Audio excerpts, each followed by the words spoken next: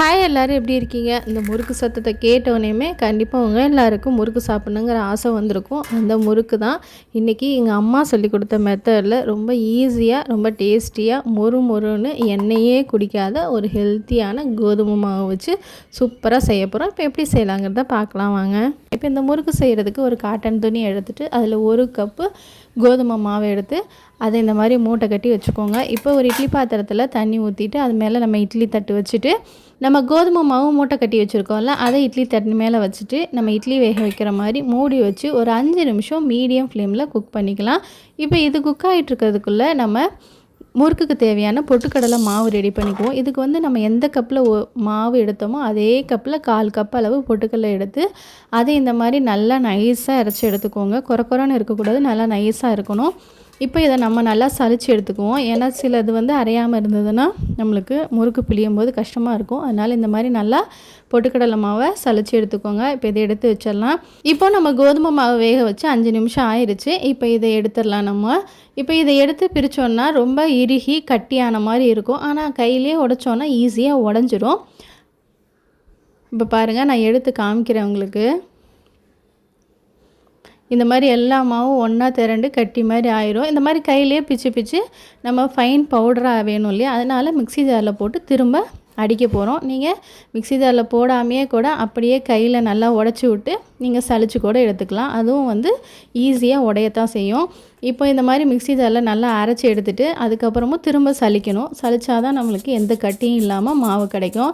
இந்த மாதிரி ஸ்பூனில் கூட வச்சு நம்ம அமுத்தி விட்டோன்னா ஈஸியாக அந்த கட்டிகளெல்லாம் உடஞ்சி வந்துடும்.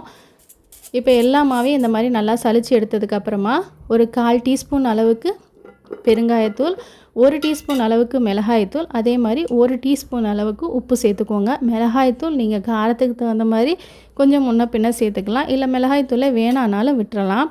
இப்போ இது எல்லாத்தையும் நல்லா ஒன்றா மிக்ஸ் பண்ணிவிட்டு இதோட 1 டீஸ்பூன் அளவுக்கு நான் நல்லெண்ணெய் சேர்த்துருக்கேன். நல்லெண்ணெய்க்கு பதிலாக நீங்கள் கடலெண்ணெய் சேர்த்துக்கலாம், இல்லை ரீஃபண்ட் ஆயில் கூட சேர்த்துக்கலாம். இப்போ இதோட ஒரு 1/2 டீஸ்பூன் அளவுக்கு ஓமம் எடுத்துகிட்டு அதை கையில் நல்லா கொஞ்சம் கசக்கிட்டு அதுக்கப்புறம் அதையும் சேர்த்துட்டு இது எல்லாத்தையும் நல்லா ஒன்றா பிசைஞ்சுக்கோங்க. இப்போது நம்ம தண்ணி ஊற்றி பிசைய ஆரம்பிச்சிடலாம். தண்ணி கொஞ்சம் கொஞ்சமாக தெளித்து மாவை பிசைஞ்சுக்கோங்க. மாவு எல்லாமே ஈரமாகணும், அந்த அளவுக்கு தண்ணி ஊற்றினா போதும். அப்புறமா எல்லாத்தையும் இந்த மாதிரி நல்லா ஒன்றா திரட்டிக்கோங்க. மாவு எல்லாமே கொஞ்சம் ஈரமாக இருக்கணும், அந்த அளவுக்கு மட்டும் தண்ணி தெளிச்சுட்டு திரும்ப எல்லாத்தையும் இந்த மாதிரி ஒன்றா பிரட்டினீங்கன்னா கையில் ஒட்டாமல் அழகாக ஸ்மூத்தான மாவு இந்த மாதிரி கிடைக்கும். தண்ணி மட்டும் நிறையா கண்டிப்பாக ஊற்றிடாதீங்க. இப்போ இந்த மாவு பிசைஞ்சதுக்கப்புறமா ஒரு ஈர துணியை போட்டு இதை நல்லா கவர் பண்ணி மூடி வச்சிடலாம். இப்போ நம்ம முறுக்கு பிழிகிற அச்சு எடுத்துகிட்டு நான் இன்றைக்கி ஸ்டார் அச்சு எடுத்துருக்கேன். நீங்கள் எந்த அச்சு வேணாலும் நீங்கள் எடுத்துக்கலாம். இப்போ முறுக்கு பிழிகிற மிஷின் இருக்கு இல்லையா, அதில் ஃபுல்லாக எல்லாம் நல்லா எண்ணெய் தடவிக்கோங்க. கீழே இது அப்புறம் மேலே வச்சு அமுத்துறோம் இல்லையா, அது எல்லாத்துலேயுமே நல்லா எண்ணெய் தடவிட்டு நம்ம பிசைஞ்சு வச்சுருக்க மாவு எடுத்து கொஞ்சம் கொஞ்சமாக நம்ம உள்ளே போட்டு பிழிய வேண்டியதான். மாவு ஒவ்வொரு டைமும் இந்த மாதிரி ஓப்பன் பண்ணி கொஞ்சமாக எடுத்துட்டு திரும்ப அதே மாதிரி ஈரத்துணியில் போட்டு மூடி வச்சுருங்க. மாவு காயாமல் இருக்கிறதுக்காக கண்டிப்பாக ஈரத்துணியை போட்டு அப்பப்போ மூடி வச்சுருங்க. கொஞ்சம் கொஞ்சமாக எடுத்ததுக்கப்புறமா மாவு காய ஆரம்பிச்சிருச்சுன்னா முறுக்கு சரியாக பிழிய வராது, அங்கங்கே விட்டு போகும். அதனால் கண்டிப்பாக மாவை நல்லா ஈரத்துணி போட்டு மூடி வச்சுருங்க. அதுக்கப்புறம் நல்லா ஒரு க்ளீன் டவலோ இல்லை துணியோ எடுத்துகிட்டு அது மேலே நம்ம முறுக்கு பிழிய ஆரம்பிச்சிட வேண்டியதான். உங்களுக்கு எத்தனை சுற்று வேணுமோ அந்த அளவுக்கு நீங்கள் புழிஞ்சுக்கோங்க. நான் இன்றைக்கி மீடியம் சைஸில் தான் முறுக்கு சுட போகிறேன். பாருங்கள், அழகாக ஸ்மூத்தாக நம்மளுக்கு கையில் பிழிய வரும். ரொம்ப கஷ்டமே இருக்காது. ரொம்ப ஈஸியாக இதை சூப்பராக பிழிஞ்சு எடுத்துடலாம். நான் சொன்ன மாதிரி மெத்தடில் கரெக்டாக நீங்கள் ஃபாலோ பண்ணிங்கன்னா சூப்பராக உங்களுக்கு முறுக்கு பிழிய வந்துடும். ரொம்ப ஈஸியாகவும் இருக்கும், டேஸ்ட்டும் பார்த்திங்கன்னா செம்மையாக இருக்கும். இப்போ இந்த மாதிரி 5-6 முறுக்கு துணியில் நல்லா சுற்றி எடுத்துகிட்டு அதுக்கப்புறமா எண்ணெயில் போட்டு பொரிச்சிங்கன்னா உங்களுக்கு ஈஸியாக இருக்கும். ஒன்றா போட்டு எடுக்கும்போது கொஞ்சம் லேட்டாகவும் ஆகும், கொஞ்சம் கஷ்டமாகவும் இருக்கும். அதனால் இந்த மாதிரி மொத்தமாக ஒரு 5-6 புழிஞ்சு வச்சுட்டு அதுக்கப்புறமா எண்ணெயில் போடுங்க.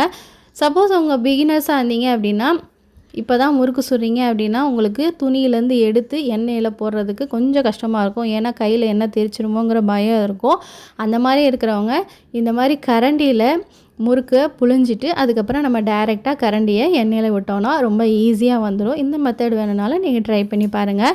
இப்போ எண்ணெய் மீடியம் ஃப்ளேமில் மீடியமாக ஹீட் ஆனால் போதும், ரொம்ப ஓவர் ஹீட் ஆகிடக்கூடாது. அதுக்கப்புறம் இந்த மாதிரி கரண்டியில் இருக்கிறத மெதுவாக எண்ணெயில் இறக்கி விடுங்க.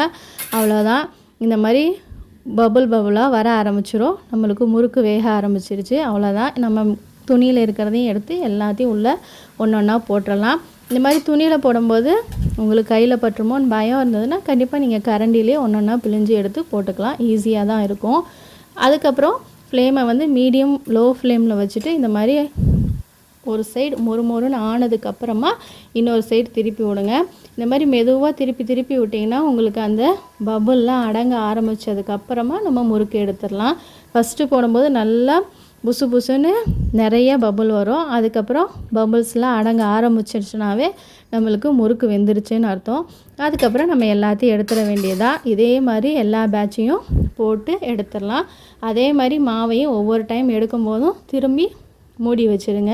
அதாவது ஈரத்துணி போட்டு மூடி வச்சுட்டு பிழிஞ்சிட்டு அதுக்கப்புறம் இன்னொரு டைம் மாவு எடுத்திங்கன்னா உங்களுக்கு கிராக் இல்லாமல் அழகாக உங்களுக்கு சுத்த வரும். இப்போ சூப்பரான முறுக்கு நல்லா மொறுன்னு கிறிஸ்பியாக பார்க்கும் போதே நல்லா கோல்டன் கலரில் செம்மையாக இருக்கும்.